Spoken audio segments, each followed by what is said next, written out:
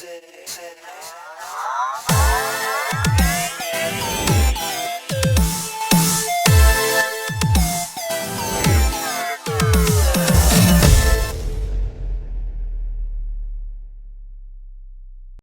everyone, and welcome back to Dominate Behind the Eight Count. I'm your host, Dominic Franco, and today we have two very special guests that are very close to my heart. One of my students that I have coached for the past 3.5 years now, and her incredible mother. Please help us welcome Jane and Eva Hurtig. The Hurtigs are here! How are you? Hi. How are you guys? Super good. Really happy to be here. Thanks for having us. So excited. Absolutely. No, I'm so excited. Oh my gosh. Yeah. And I'm just so excited to get to talk about, I mean, Eva, in our lessons that we always talk about, like, your extensions, your turns, like Yes. now you're a turner, like all that stuff right now. But I really want to talk now and dive deep and like your guys' thought process throughout this whole process, not even between the last 4 years when you were in high school, or throughout your high school experience, but even starting before that. And so before we get into the nitty gritty, which I'm super excited about, why don't you both tell us a little bit about yourself? So tell us your name, where you guys are from, and just your both individual connections to the dance industry. So my name is Eva. I am currently 18 and I'm about to graduate high school. So excited.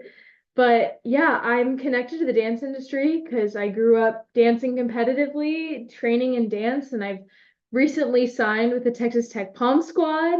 And Yes, you did. super exciting. I just can't wait to get started. That was my dream. And I danced through high school dance team, I did competitive, I did concert dance, all these kinds of things.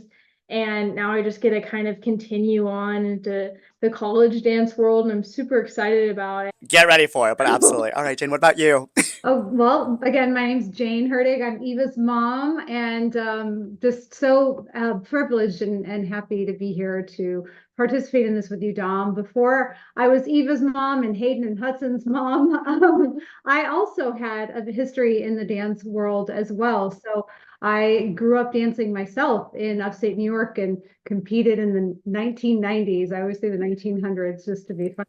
But so I've been in the dance industry myself for the past like real 30 years of my life and have seen an evolution. So participated in it as a student, had the privilege of being a dance instructor for many years as well. Taught into the first part of my parenthood with my first two boys, and then God blessed me with a daughter that I got to shepherd into this dance world as well too. So Yeah. retired from teaching dance about 5 years ago, and it kind of was good timing because it really took all of my dance focus to be able to really pivot and hone in to her Yeah. journey in the last few years, which I know we'll get to talk about too. But Oh, absolutely. I love that. Oh my God, a little mom and daughter duo. I love that so much. The dynamic between you guys right now, that is actually so interesting. Because yeah, Jane, you did teach at a studio, actually the studio Eva that you started at actually Yes. when you were little, which is so crazy. And Jane, correct me if I'm wrong, you were the ballet teacher there for a little bit, right?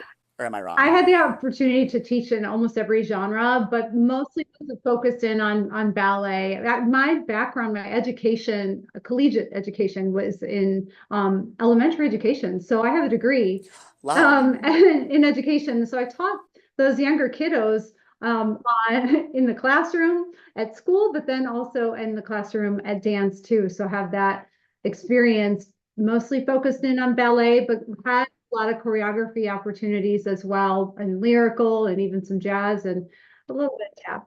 Okay, Tapper. I love that. That's amazing. Yeah. And I think like and I mean this is just kind of a little side note right here, but I mean just with everything that dancers nowadays are expected to do now, like all the acrobatics, all the wow moments, all the tricks, all the skills. Really though, I mean like they need a good ballet fundamental first to be able to properly do that so that it's not hurting their body, so there is longevity, so they can dance as long as possible. And so thank you for everything you've done for this because we appreciate it. Yes, and your daughter probably appreciates it too. Very good. It's so important. And so that kind of gets actually answered my next question, which is a little bit more of like the background and kind of how long you've been training for. But Eva, what I find it very interesting, and I actually didn't experience it myself until I moved to Kansas City. I started to work with a lot of you who did the whole, oh yeah, I grew up in a studio since I was 3, 4 years old. I danced my whole way up. But then high school came along, and now you're like, okay, now there's an opportunity for me to do a company, which is called Artist Revealed. It's in Yeah. Kansas City, right? And you kind of shifted focus a little bit to going from studio competition weekends, 5, 6 competitions a season on top of conventions, going to now a company focus where they do train you in your ballet, where they do train you in all different genres and styles, not just the commercial styles either, Yeah. but then also doing dance team as well on that. So what made you go from that switch from the so heavy studio focus to doing artist reveals and dance team? Yeah, that's a great question. So you're right. I started in a very heavy competitive dance environment, and I strongly believe I wouldn't be in this position without it. But then once I got the opportunity to dance on my high school dance team, and by then I kind of had the idea that it was something I was maybe looking into for college. I know I wanted to take that more seriously. And I was also participating in Artist Revealed, which is a contemporary dance training company in Kansas City. I started when I was 10. I'm still doing it at 18 at 8 seasons, and it is primarily just focused on contemporary ballet, concert dance, pre-professional training. And it's very helpful for these kids that want to major in dance, want to dance professionally. And when I was doing competitive dance and Artist Revealed, and then I was about to add on high school dance team and nationals, I was like, okay, something's got to give, but I need working hard. So what I needed to do is figure out a way to keep my versatility and keep my growth going upwards while having my commitments a little bit more flexible in order to do so. Having artists revealed on certain weekdays by not doing as strict of a competitive program anymore, then I was able to go take more ballet if I needed it, or more jazz class technique, take dawn lessons if I needed, and things like that, and still compete my solos, still get the team aspect with the dance team, and really hone in on the areas I really needed to grow in. And I think having that foundation in the competitive world and then going into a more flexible, more usable dance training for myself was absolutely pivotal, honestly. Absolutely, for sure. And I think it's such an incredible opportunity. I love everything that I've seen that you guys do with Yeah. Artist Revealed. Really, I mean, like the things that you guys do, and why I really love it, I think, is just because it's not just taking away training. If anything, it's actually trying to explore more training while you guys are still getting your jazz, you're still getting your ballet, you're still getting your modern and contemporary, but you are able to explore different avenues that I actually feel, and I would love your thoughts on this as well too, but really, like, do you think that like the avenues that you explore in AR actually helped you with your dance team life as well too, because of how dance team has evolved over the years?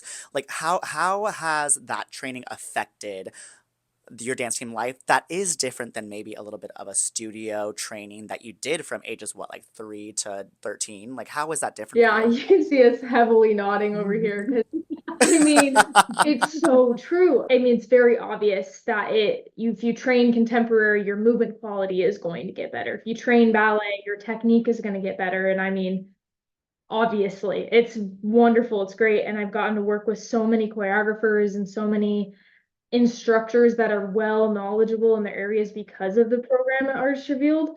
I would totally say that it's honestly given me a different perspective and a different kind of leg up in understanding the dance world as a whole as I'm going into this dance world, dance team wise. Open my eyes to dance as an art, open my eyes to dance that doesn't have boundaries and you can take risks. And especially right now, where the dance world I feel like is continuing to be more progressive and taking more risks, especially in the dance team environment. I think it's something that has kind of like made sense to me. And I don't think it's a separate thing. No. And I personally feel like if I could maybe put like a little plug in here too, from just my end, from getting to work with so many dancers across the country, and the world, which I'm very thankful for, but the the technique and the training is the technique and training. It's not like one ballet. I mean, yes, we have different variants of ballet. Yeah, you have Brishnikov, you have Cicchetti, Right. like whatever, like Vagana ballet. Like you have it, but really like technique is technique, right? I mean, it it all has to work together, and the more that you can explore that you guys are able to do in AR, I mean, do you feel like that also just kind of helps progress you as a dancer the more knowledge that you have? Like kind of like how I just noticed, like, not everyone has those opportunities. I mean, Jane, for you, like, what was your training like growing up that you feel like is, I mean, obviously, as it's a little bit of a different time, Mhm. but like, I even think to myself, like, my time different than your guys' time right now, Eve. Like, that already is like a completely different world. Like, even though and I feel very lucky that I'm still in it to train you guys and to like to bring you up to par with like your jazz technique right now. But I mean, Jane, like, how is your training like, and how do you feel is like that difference between then and now? Gosh, that's a loaded question. How much time do you have? Oh, girl, as much time as you want. The dance studio landscape has evolved, and everything evolves with time. I think the expectations on the dancers, the expectations on the family, from both a time and a financial commitment, I think at large, those things probably really encompass it. So everything from, I think about when I was 10 years old, it was like a massive accomplishment to be able to do a triple pirouette. And now you've Yes. got Oh, for sure. six-year-olds that are pulling out quads and side aerials on both sides, and they're behind. And 8-year-olds that, And you might as well just stop now because well, it really is like remarkable, and they can it's do it. And that was one of the things that I loved about teaching those younger ages, that 6 to 10-year-olds, is they don't know what they don't know. And so, of course you can do a scorpion, and they're like, okay, and they do it. Even from the decade of dancers that I taught prior to having my own daughter dancing, and just seeing the demands on them, I guess it could be the dance teacher in me that's saying, like, it's not so much about what you were asking them to do, because they can do it, and they should be able to do it on both sides, actually. But absolutely because Eve, what's the difference between right and Absolutely left? nothing. There we go. Thank you. Continue. Sorry. no, but I think the thing that is somewhat concerning to me is just seeing that with the expectation for more technique, there's more competitions, more weekends, more hours, and more finances. And I do believe that we're starting to lose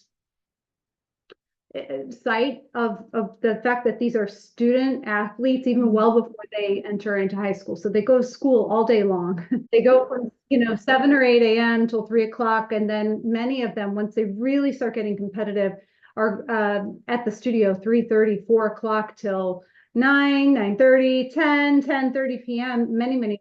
And so that's the part of it that I've seen evolve, where I feel like if we as a community could get a little bit of a better grip on finding more realistic boundaries, but yet still, have that high expectation that we know these kids are capable of, and these kids are capable of.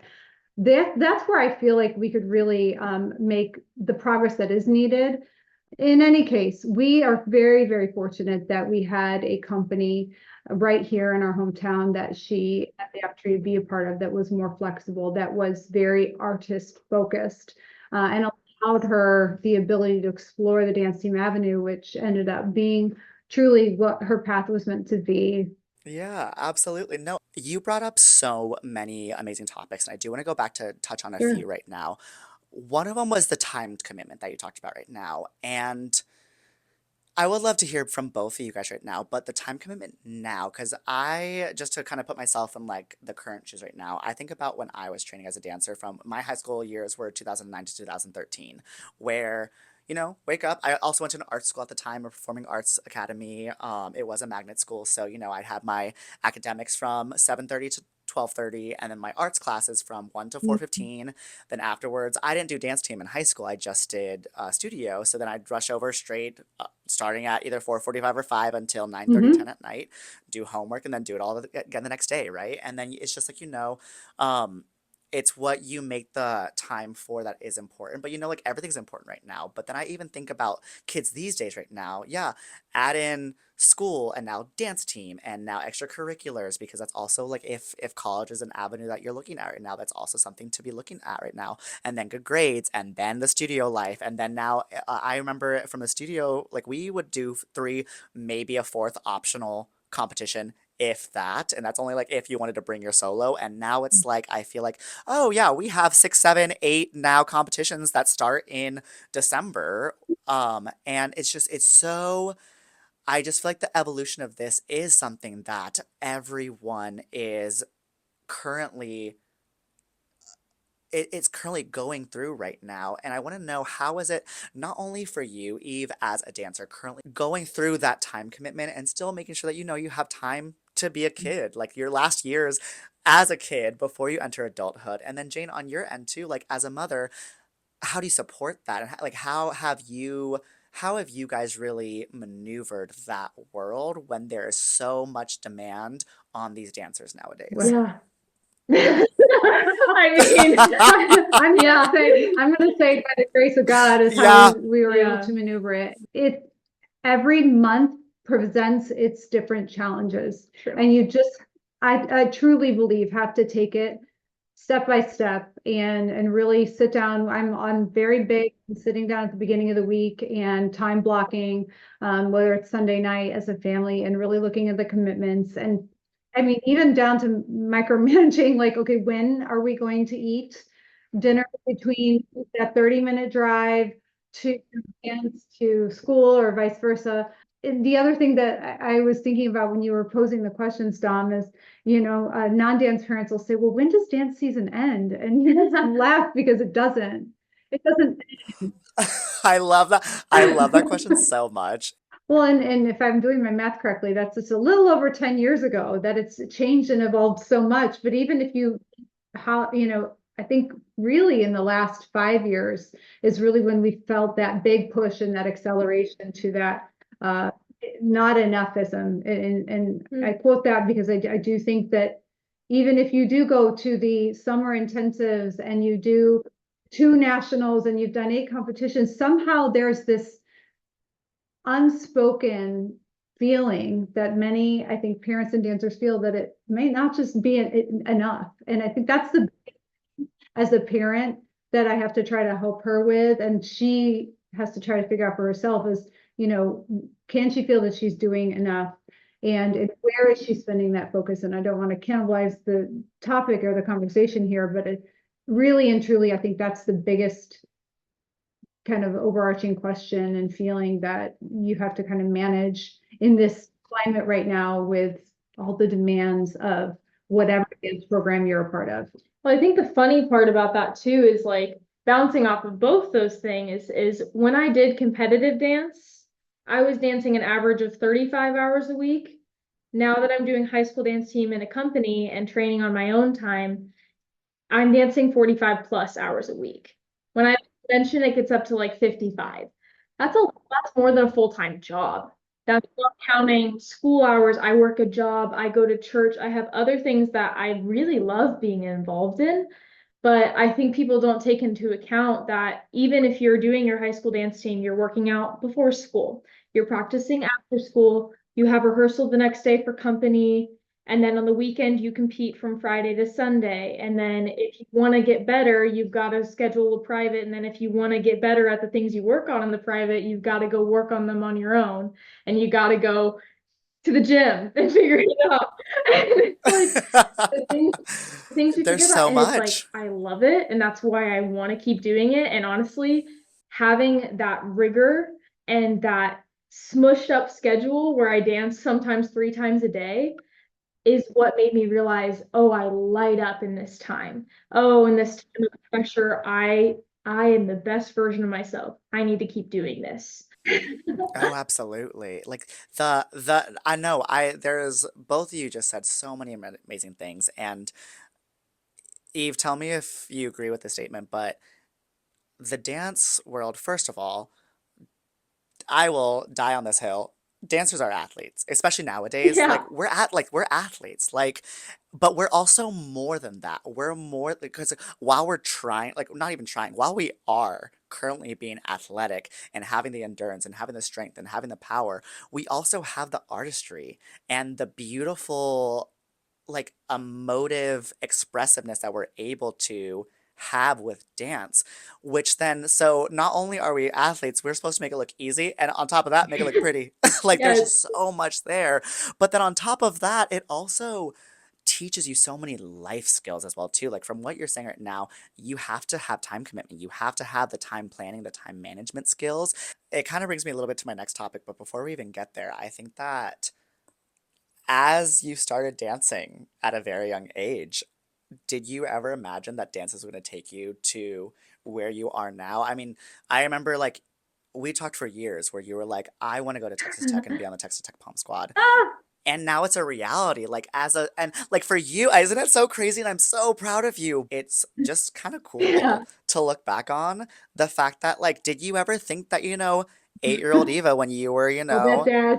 a dancer at Priscilla and Dana's, that like all that jazz and doing a Oh my tap God. solo, like whatever it is. Like, I mean, did you ever imagine that your life was going to take you to what you're Oh about my to gosh, start on this not next at journey? all. I am currently editing all of my solos from when I was 6 to now, like all 24 of them or whatever. As I'm looking over all of these like phases of my solo career, I'm thinking also about that same thing. It's like, oh, I was gonna be a Broadway star, I thought this year. And I was like that, I was like taking voice lessons. It was the time, it was the thing. And then the next year, I oh did yeah. not know this. And then like a few years later, I'm looking at this and I was like, I was ready to like move to Europe and be a concert dancer. And then a couple years later, I'm like completely shifted. So really, it's very cool. And I even remember kind of connecting all these things that we've been talking about when I was about 12 years old. My mom and I were talking because I was like, I want to do concert dance. I really want to major in dance, and this is what I want to do. But I was also like having this kind of like epiphany, like, wait, I kind of like learning. Like, I kind of like school. What? Like, who's up to do that? I'm a dancer. This isn't okay. I like to write. Who likes writing when you're a dancer? And I remember talking to my mom about this and was like, but it's okay. It'll pass. And she was like, okay. And I remember she called me into her room and she had pulled up a Oh yeah. NDA Nationals video and she showed me, I think it was the BYU dance team, and I was 12. And she was like, look, Eva, they get to go to college and major in whatever they want, and then sometimes they get scholarships and get paid to dance. And I was like, are you kidding? I just remember they had won. And so I was watching these dancers and I was like, ooh, this sounds like a good idea. Let's look into it. And I think the next year I went to my very first dance team clinic. I wasn't even in high school yet. Keeping that in the back of my head, I was like, yeah, this would be a good path if it worked. And Lily Thielen, who is close to our area and dances on Domine and is now on Texas Tech, and she's great. And she was like, I'm going down to Lubbock to do a dance team clinic. If you want to come along, like you can. I was like, why not? My mom was like, just see what it's all about. You might like it, you might hate it. And I was like, okay. And it was so hard. But Well, and I came, sorry. oh no, and I think that same summer you went to complexions too. So Yeah. talk about like a really like Different. Whoa. Yeah. I went to like complexions intensive and did point all day. And I was just really exploring. And I was like, wow, this is it. I love this. And then And how cool talk is that about, though? Like how thank cool you. is But that? like, talk about a 360 is not even a year later after doing dance team for a year and winning a few national titles and feeling the feeling of like working your butt off for something meaningful and having a team that's like super loving and hard practices, great practices, like things, just the wholeness of dance team, experiencing it for a year, I was like, I think I want to go back and try again. And then I was like, this is great. So it's just the journey. And I definitely, to like circle back in, I definitely didn't imagine that for me, not even as a freshman, because it was too hard. And then even once I was like, yes, this is what I want to do, I was like, the odds of this happening are kind of low. But I was like, I'm willing to put in the work and believe that I can do what I need to make it happen. Yeah, and like again, I think this touches back to what we said before when there are so many avenues in this dance industry. Yeah, even though it is ever changing and ever evolving, there are so many different avenues that are available to dancers. And it's, like you said, it's finding the right puzzle piece that fits for you. And I love that you found something that you have so much passion for. Um, because like that like how amazing is that feeling that like knowing that you're able to do what you love, continuing past where you thought like what you thought would might be the end after you graduate high school, and like that's just amazing, and we're all so proud of you, Eve, like so proud. And Jane, like how is it for you, like as a parent, like following your daughter through this journey, like, and how is it for you seeing her explore all these avenues and then finding that this was the right path for her? Like what was that like for your Mm. end? It was full of lots of emotions. I do believe that having that background and experience myself as a dancer did help me be able to help her navigate all of this. And so, as we just gave you an example, in the one summer we went from, complexions intensive to, her first dance team intensive. And so I think regardless of that, I had, the discernment as a dancer to be able to say, like, really, let's make sure we're diversifying and like looking at every opportunity. I don't think you have to have that to be able to foster that mentality. Really, as a parent, it's trying to decipher and find the right relationships with trusted people like you, like dance teachers, to say, where are the good opportunities, who are the right people to align with to let my daughter explore these, and whether that be, great dance competitions to align with, and conventions, because those aren't all not all the same, to summer intensives and different programs. I think that's the biggest thing is, really trying to take the time to, in this crazy pace, slow down, listen to what the Yes. dancer's needing in this time, and then try to fit that in experiences and exposures. So once we started realizing that she had a thirst for this dance team environment and wanted to see if pursuing that in the collegiate forum was an option for her and something that she would want to pursue, we went to multiple different clinics in different states and different opportunities to really try to get as much exposure as possible, because it does not only take a variety of exposures, but multiple exposures. That is very true. And what you said is I want to briefly touch on before we go to Okay. this next topic. But you said something about finding the right people to trust during that as well too, because I think that in a world that is now becoming so grand, that I myself have heard from parents and guardians and dancers that sometimes it can get overwhelming with, who to trust and who to listen to, because, different programs, different companies, different schools are looking for different things, and they have different ways of going about how to get there, where it's like okay, do you feel like rather than trying to take every single bit of information, rather than is it more about maybe taking the information still, like as much as possible that you can get, but from the people that you feel are right for you and your dancer? Because I know that there are sometimes, for example, a parent came up to me a while ago being like, I am completely overwhelmed because I feel like I need to listen to every single thing that like every single different person is telling me. Or do you think it's like, no, like, yes, there's a difference between wanting as much information as possible and then overloading information that maybe not is not really necessary right now, because you do as a parent, and I hope I'm not speaking for you, but I would think that, like, as a parent, if I put myself in that in those shoes, I wouldn't want to make sure that I'm listening to the people from as many people that I trust, not just every single person that has an opinion. Like, what are your Oh, thoughts I on would that, agree with Jane? you, Dom. And it is hard. It's hard to know and understand. And I think on one end of the spectrum, everybody does have something that you can learn from. Trust is is huge. Yeah. And I think that all comes down to what is the motivation behind where this advice is being given, where this education is coming from, and where where it's being given. And in the end, we're all running businesses here. Well, I mean, I guess I'm in the business of raising my child, and Which is the most important business ever. right, and Absolutely. you're dealing with two of my most precious commodities, my child, well, I guess three, my child, my time, and my money. And Yeah, so yeah, we're gonna get a absolutely. little bit, defensive here. There are so many different people out there that you can entrust those commodities with.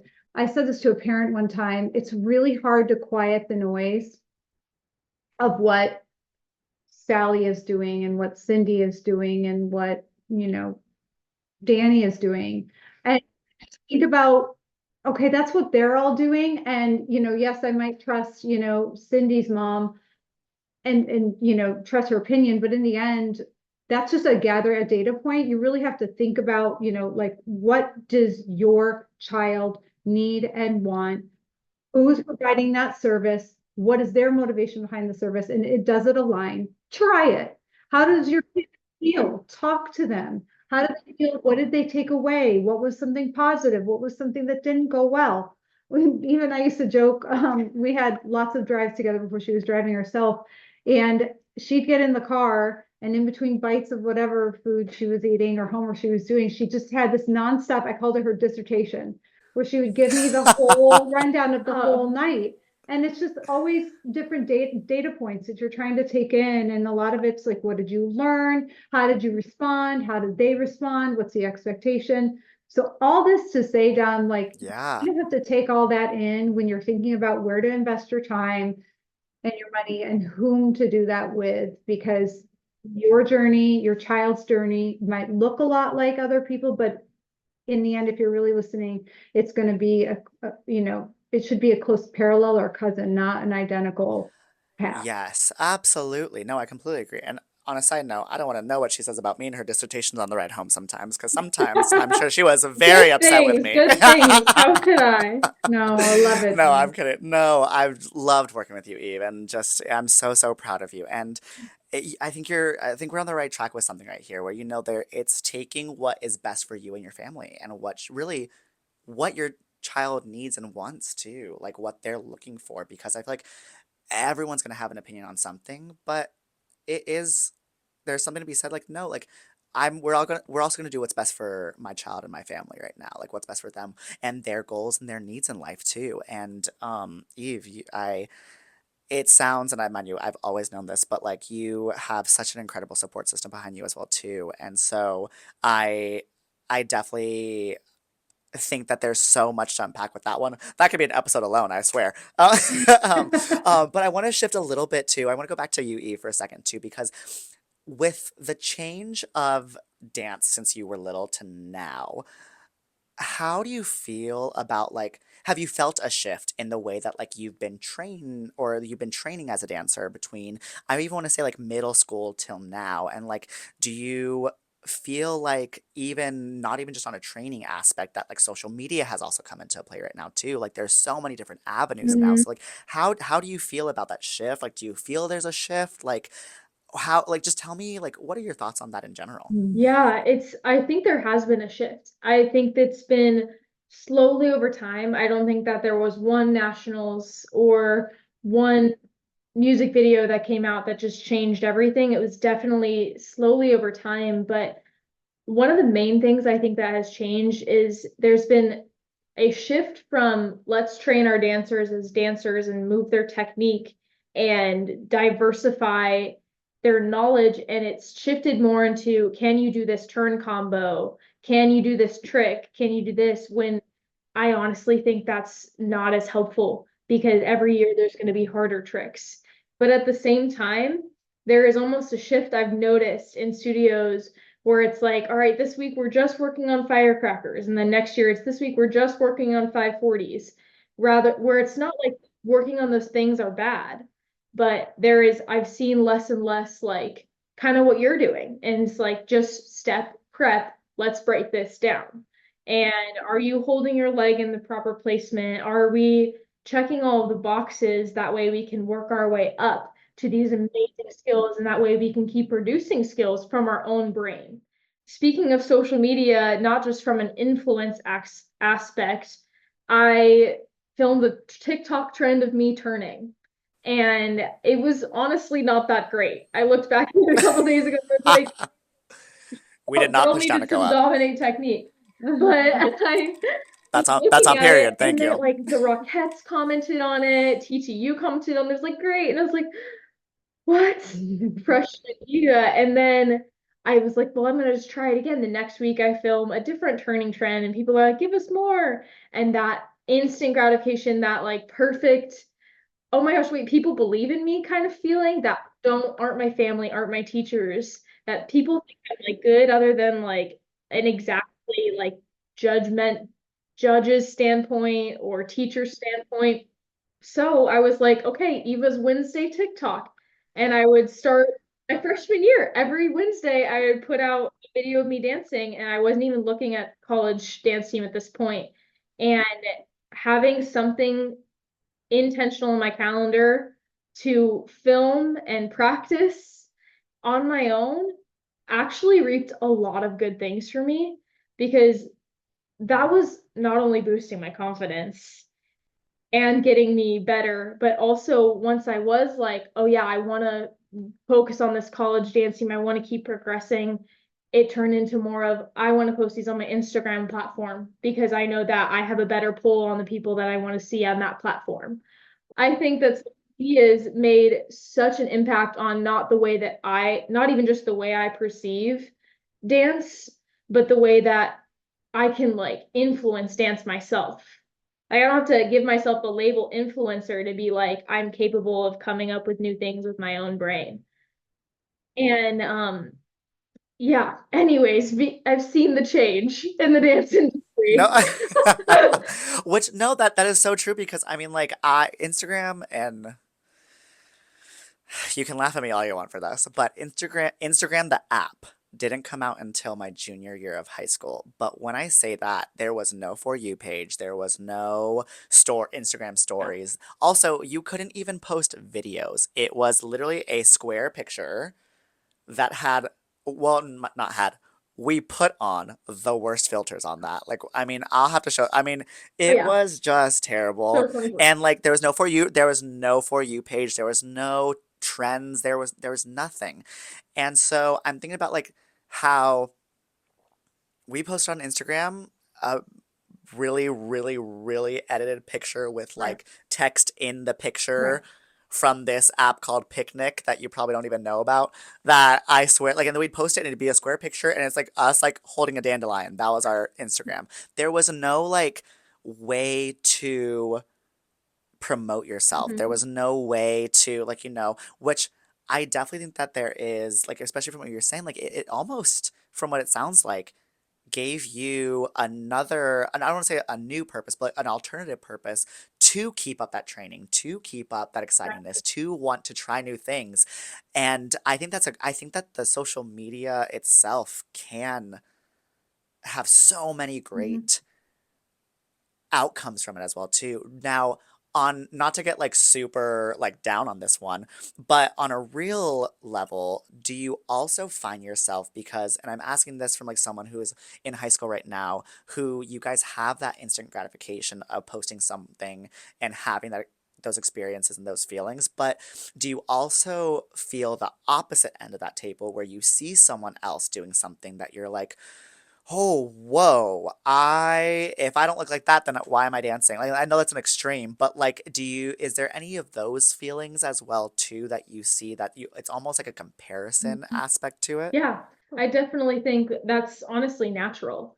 And I think there's like a instinct in us to want to just continue to be the best in the room. And I don't think that's necessarily a bad thing. I think that continues to keep us getting better. But there's definitely an imposter syndrome aspect that comes onto the table when there is people doing something that is like the next step up from you and going, oh, why would anyone want to hire me or pick me if there are people out there that do that?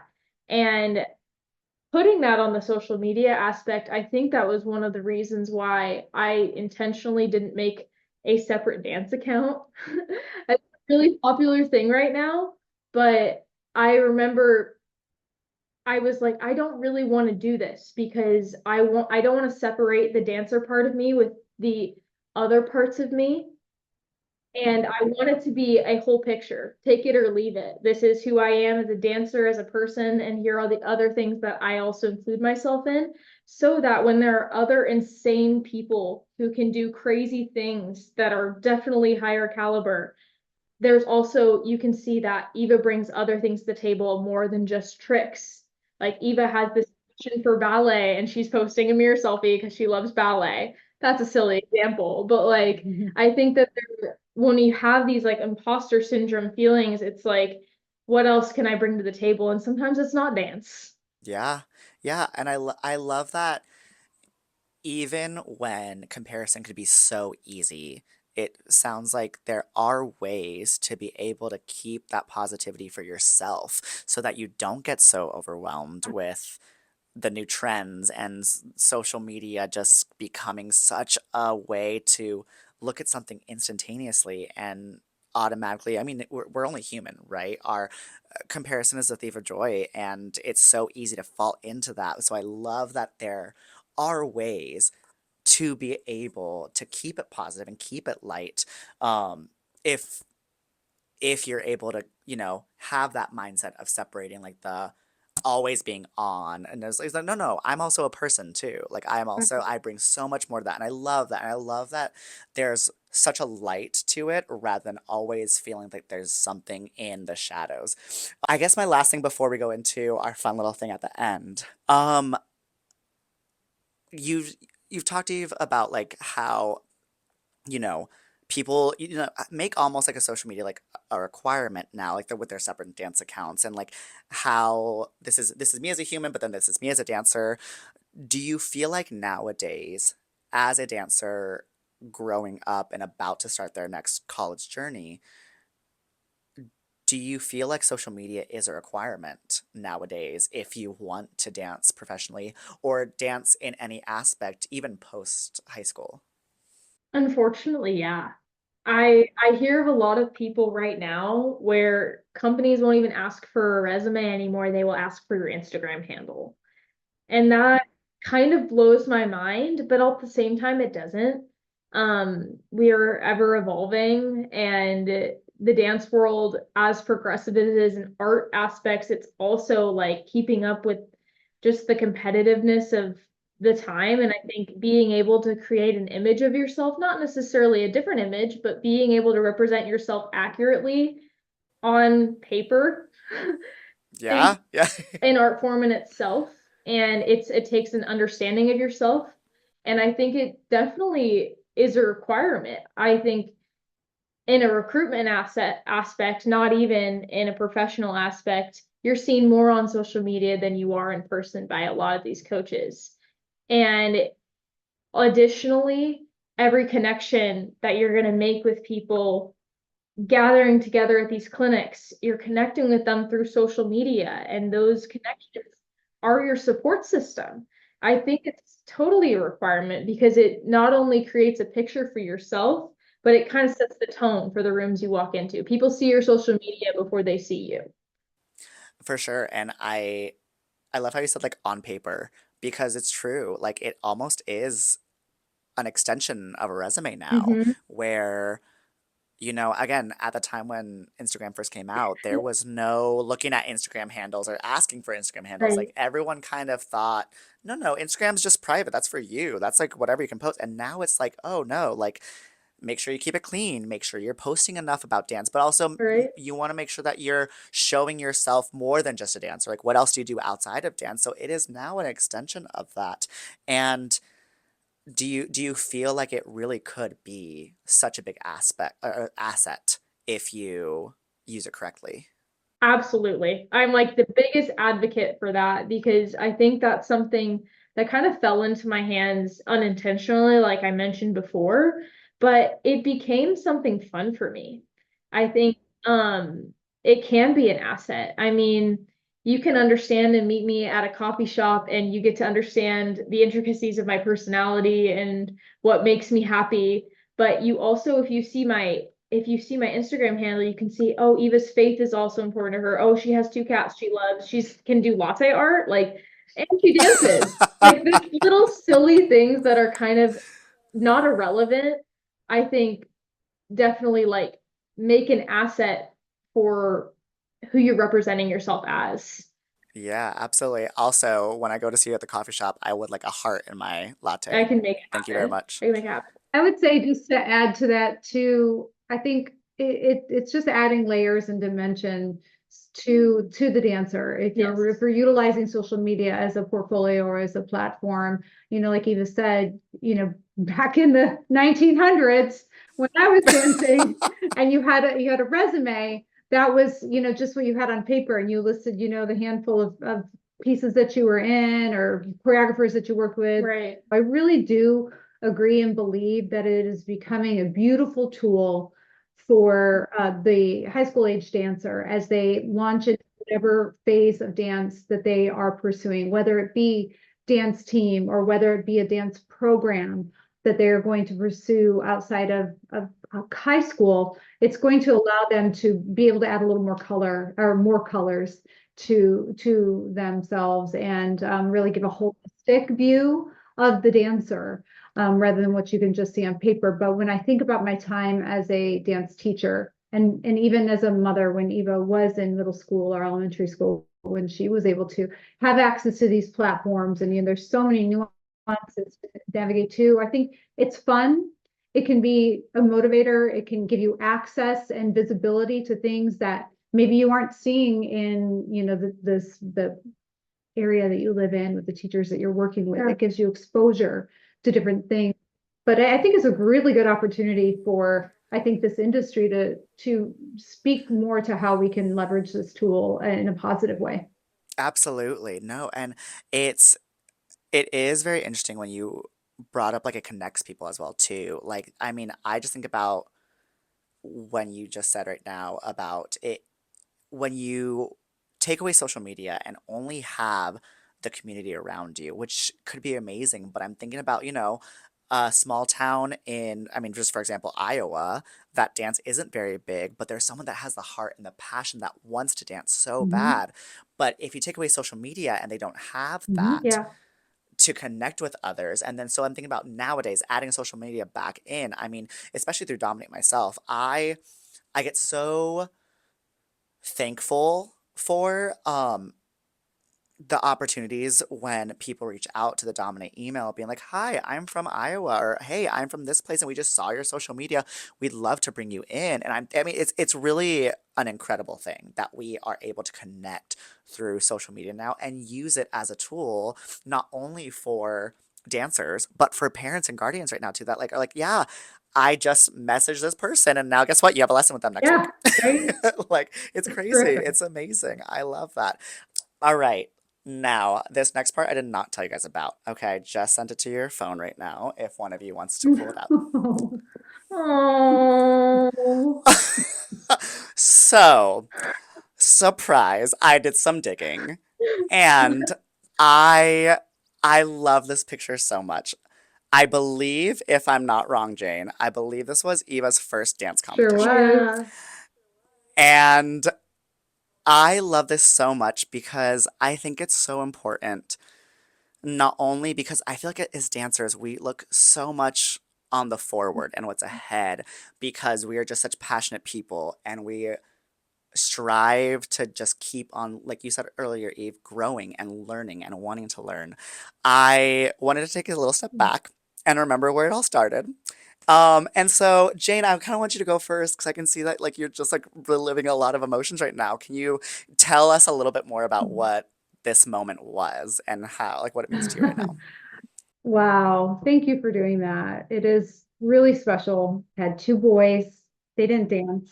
And then finally, I had my own daughter, and I was so excited. I literally, within 24 hours of when she potty trained, I picked up the phone to the studio where some of my dancers were and I said, I know it's January, but and I realize the recital is in whatever, but she's ready, and let's get her the glasses. Yeah. So enrolled her right away, and then in competition. So leading back to this picture, her first competition, it was just so exciting that morning. Incidentally, This is all I can think about when I see this picture.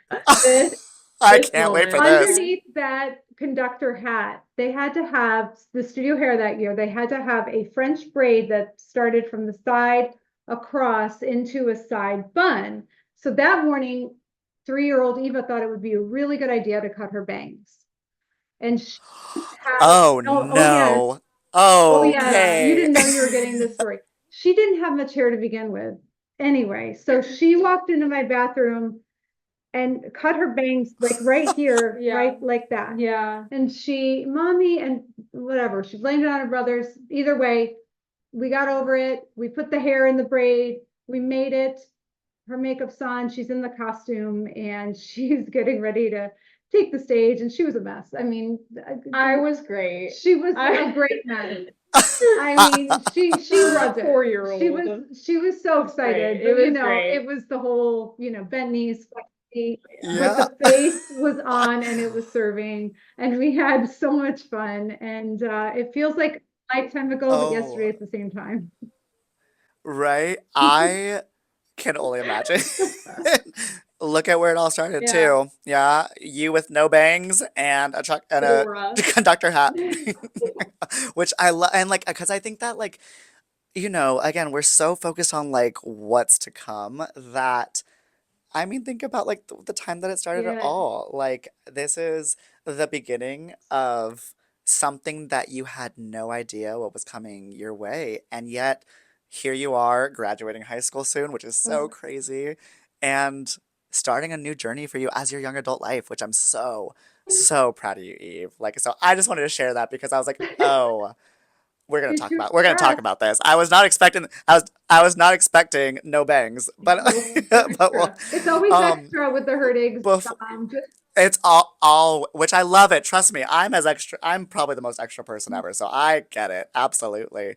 I want to wrap up a little bit right now because I just appreciate your guys' time so much. So thank you guys so much. But my last question for you all is where do you think, as a current dancer and as a parent of a dancer right now, where do you think that we are headed in this dance industry right now? We've talked about the differences between even Eve when you were, I mean, a conductor to now, and then Jane talking about, the 1900s till now.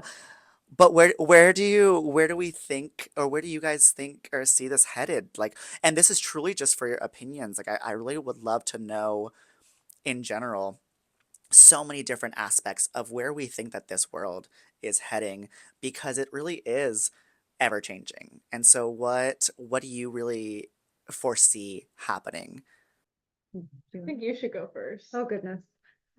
I think this is a really good wrap-up question because I think a lot of what we talked about today with dancers having more access and more visibility, it's doing incredible things for the dance industry. There are more opportunities where dancers can find a way to continue their passions beyond high school into the collegiate or even, their post-collegiate life. So that is so exciting for me. Like I told you, I mean, having experience where I felt like my time was cut short, my heart feels filled to know that there are more access and more opportunities for dancers of all shapes and sizes and colors and creeds.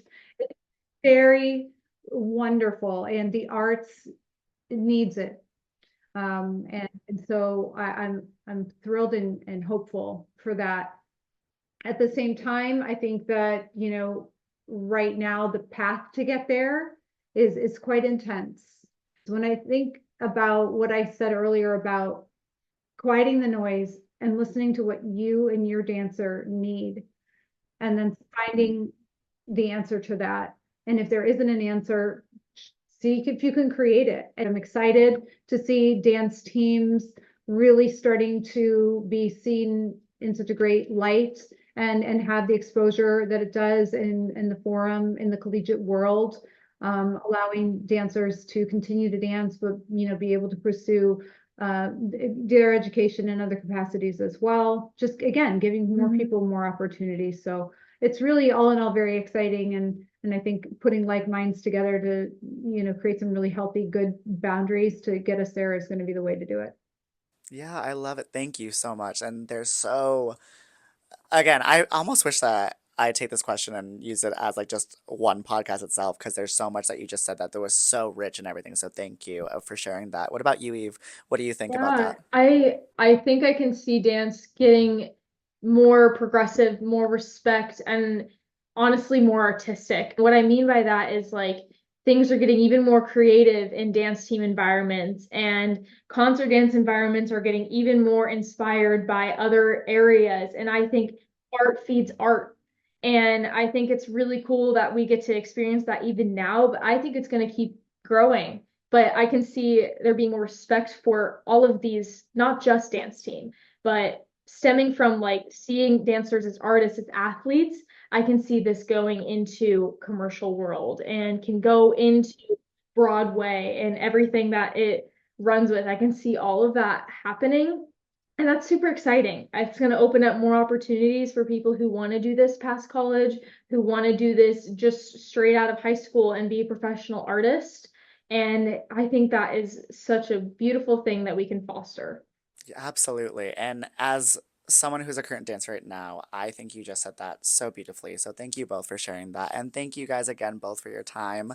To thank you guys, I would love to gift you guys with some Move by Dominate apparel Yeah. if you would like some. So let me know. Like I said, you can look on the website, tell me what item you want, tell me everything. I'll text you guys after with everything too, and I Yay, can bring it next lovely, time. Dom. That's so sweet. Thank you. I would love to gift that to you guys. So thank you guys so much for being a part of this. I think it is so important, like you said, Jane, to have these conversations right now to just bring awareness, if anything, that I mean, we all have so many thoughts about what's happening with the dance industry right now, and so why not just talk about it rather than feel like we need to have everything figured out. So again, thank you guys so much for taking your time Mm. to out of the busy end of the Oh, season. I mean, like recitals wrapping up, showcase wrapping up. I mean, the summer's about to start. Your graduation's literally tomorrow, basically. Like, there's there's so much. So really, I appreciate you guys so much for joining. And for the viewers at home, thank you guys so much for joining us. Stay tuned for our next episode where we talk more about what happens behind the 8 count. My name is Dominic Franco, and we'll see you guys soon. Bye, guys.